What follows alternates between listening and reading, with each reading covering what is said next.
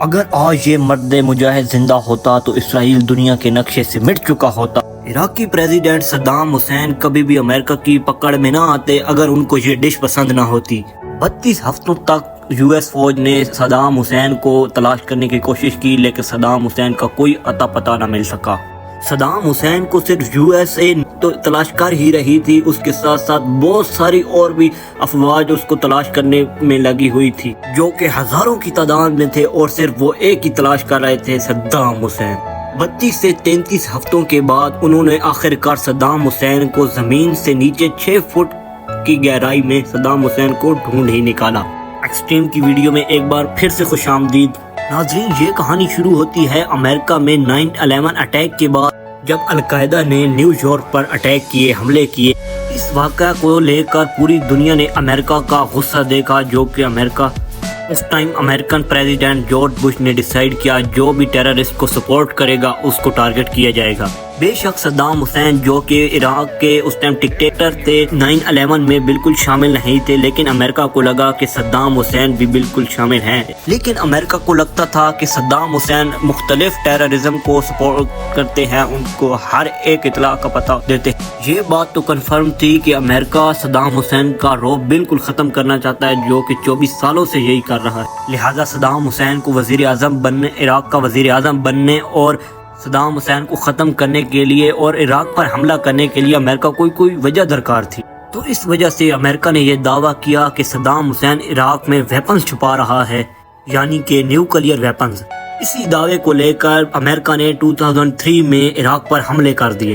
اس حملے میں یو کے، ایران اور یوکرین نے امریکہ کا ساتھ دیا اور انہوں نے بھی مل کر عراق پر حملے کر دیے، جو لڑتے لڑتے صرف 3 ہفتوں میں بغداد کے شہر پہنچ گئے۔ اور بغداد میں پہلے ہی حملے پہ صدام حسین کہیں روپ پوش ہو گئے، کہیں نظر نہیں آئے۔ جب یو ایس فوج اور کئی افواج بغداد پہنچی تو انہیں کوئی نام و نشان نہ ملا صدام حسین کا۔ بغداد میں بنا صدام حسین کا اسٹیچو بھی امریکن یو ایس اے فوج نے گرا دیا اور بغداد میں اپنی جیت سیلیبریٹ کی۔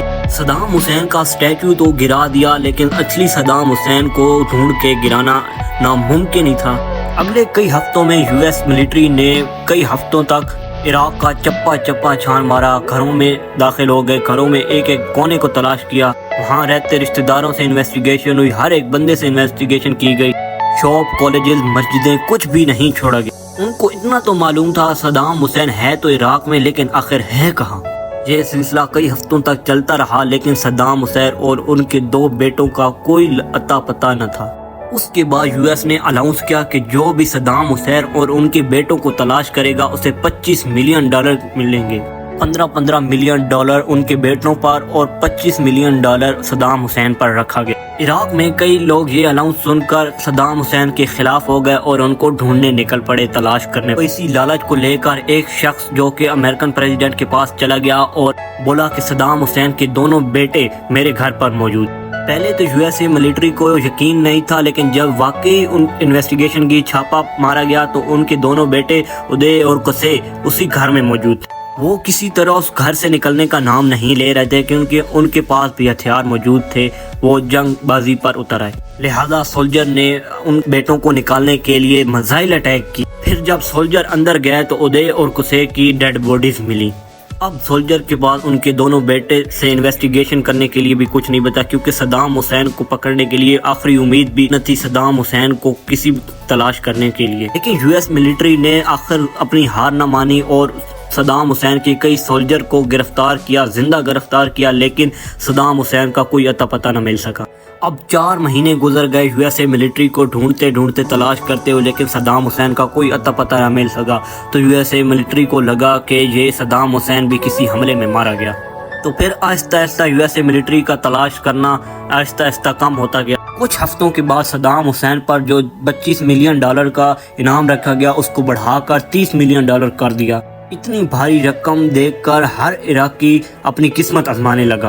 تو کچھ انویسٹیگیشن کے بعد صدام حسین کے باڈی گارڈ محمد ابراہیم سے تلاش کرنے پر زیادہ کچھ نہیں، لیکن اتنا معلوم پڑا کہ ایک ڈش جو کہ مچھلی فرائی ہے وہ صدام حسین کو بہت زیادہ پسند تھی۔ ان سے پتہ چلا کہ صدام حسین کو فش بہت زیادہ پسند تھی اور پھر تلائی کر کے خود کھانا بھی بہت زیادہ پسند، یہ ڈش بہت زیادہ پسند۔ تو جب صدام حسین کے محل پر چھاپا پایا گیا تو محمد ابراہیم جو کہ صدام حسین کا ایک اسپیشل باڈی گارڈ تھا، جو کہ مسکوس نامی ڈش مچھلی فرائی کر کے صدام حسین کو پیش کرتا تھا، اور اسی کو صدام حسین کی اصل لوکیشن کے بارے میں بھی پتا تھا۔ محمد ابراہیم کو اریسٹ کر لیا گیا، لیکن اریسٹ ہونے کے باوجود، ٹارچر کرنے کے باوجود بھی وہ کچھ اتا پتہ نہ بتا رہا تھا۔ جب محمد ابراہیم کو $30 ملین کا بتایا گیا تو انہوں نے کچھ بولنا شروع کر دیا۔ محمد ابراہیم نے بتایا کہ صدام حسین ابدور نامی ٹاؤن میں چھپا ہوا۔ اس کے بتانے پر USA ملٹری سپاہیوں نے ابدور نامی کالونی کو ایکسپلور کرنا شروع کر دیا، ڈھونڈنا شروع کر دیا۔ USA ملٹری جب ایکسپلور کر رہے تھے تو بہت مشکلات کے بعد ایک ایسا سوراخ ملا جو ان کو صدام حسین تک لے جا سکتا تھا۔ ایک رسی تھی جو ایک بڑے سے ہال کی طرف جا رہی تھی، تو ان کو شک پڑا کہ یہ صدام حسین اندر ہو سکتے ہیں۔ تو جب انہوں نے سوراخ کو اوپن کیا، ڈھکن کھولا تو اندھیرے کے سوا اور کچھ نظر نہیں آیا۔ تو کچھ ہی دیر میں 2 ہاتھ اس سوراخ سے باہر آنے لگے، ایک لمبی داڑھی والا جو کہ کہتا ہے کہ میں صدام حسین ہوں، عراقی پریزیڈنٹ ہوں، میں صدام حسین۔ USA ملٹری اور USA پریزیڈنٹ صدام حسین کو تلاش کر بہت زیادہ خوش ہو گئی 32 سے 34 ہفتوں کے بعد۔ اگر امریکن سولجر کو یہ پتہ نہ چلتا کہ صدام حسین کو یہ فش نامی ڈش بہت زیادہ پسند تھی تو شاید کبھی پکڑا نہ جا سکتا صدام حسین۔ صدام حسین کے پکڑے جانے کے بعد امریکن پریزیڈنٹ نے جب عراق میں پتہ لگوایا کہ جب عراق میں ان ویپنز کو تلاش کیا گیا تو کوئی ویپنز نہیں ملی اور صدام حسین کے خلاف کوئی کیس نہ کیا۔ آج کے لیے اتنا ہی۔ اگر ویڈیو پسند آئے، شیئر، سبسکرائب اینڈ لائک ضرور کیجیے۔ تھینک یو، اللہ حافظ۔